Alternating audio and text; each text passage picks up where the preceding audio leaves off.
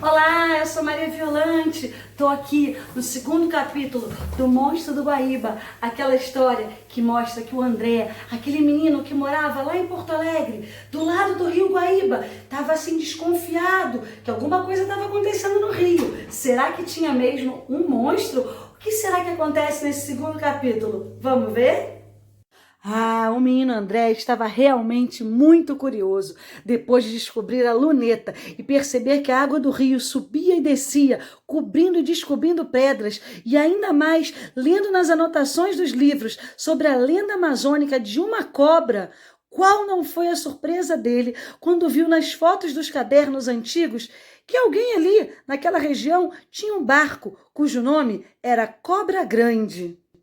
Olha, gente, ter um barco e um barco ter um nome é normal. Um barco se chamar Cobra Grande, tudo bem, gosto do dono. Mas daí, a isso está guardado num caderno pelo antigo morador, sim, isso era muito estranho. O André precisava de explicações e, para isso, pediu para sua avó contar o que ela sabia sobre o antigo morador, o dono daquela casa. E ela contou que há mais de 50 anos atrás, em Porto Alegre, tinha uma balsa que cruzava o rio e na balsa subiam carros e pessoas. Hoje em dia, tem uma ponte. Contou também que num dia de festa, numa noite perto do rio, quando ela ainda era pequena, na mesma casa morava com ela uma índia que ajudava a sua mãe a cuidar dos filhos, pois ela trabalhava na vila e a índia estava com todas as crianças na beira do rio naquela noite de festa. Foi quando, de repente, do nada, de dentro no rio, no meio da noite, surgiu um moço que pegou a índia na mão e a levou para o rio. Quando todas as crianças pensavam que ela ia se afogar, o cachorro da família foi lá e buscou a moça, trouxe a moça de dentro do rio. Mas o rapaz, ninguém sabe o que aconteceu. Ele simplesmente tinha surgido de dentro do Guaíba e para o Guaíba voltou.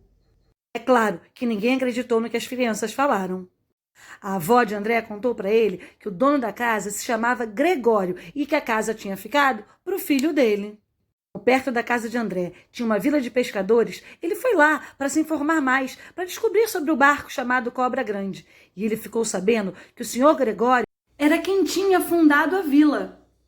No primeiro capítulo da história, a gente ficou sabendo que André descobriu que do outro lado do rio havia uma casa igualzinha dele. Agora era hora de ir lá saber o que essa casa tinha, que era igual a dele.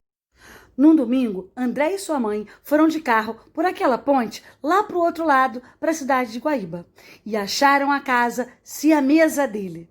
Na casa morava uma menina, Aline, com seu pai. Mas quando André achava que ia ser bem recebido, que ia conversar, contar da casa igual e etc., que nada. O pai da Aline não queria nem conversa, foi muito sério e pediu que eles fossem embora. O pai de Aline ia fazer uma viagem a trabalho e deixou ela com uma amiga da família, que não se importava dela se encontrar com André.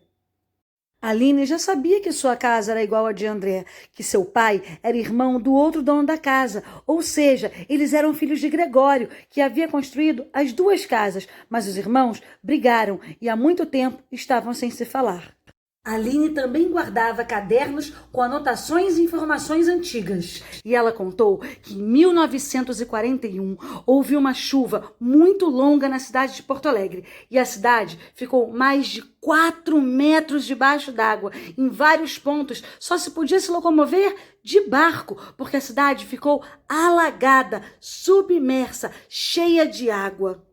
E neste caderno de anotações, que dava conta do alagamento de Porto Alegre, tinha uma frase que dizia assim: 1941, chegada do monstro em Porto Alegre. Gente, eu acho que tem um monstro mesmo. O que será que vai acontecer no último capítulo do Monstro do Guaíba, escrito pela Cristina Dias e Ana Carolina Pinheiro e desenhado, ilustrado pelo Edgar Vasques. Você sabe o que vai acontecer? Se não sabe, acompanhe a gente no terceiro capítulo do Monstro do Guaíba na semana que vem.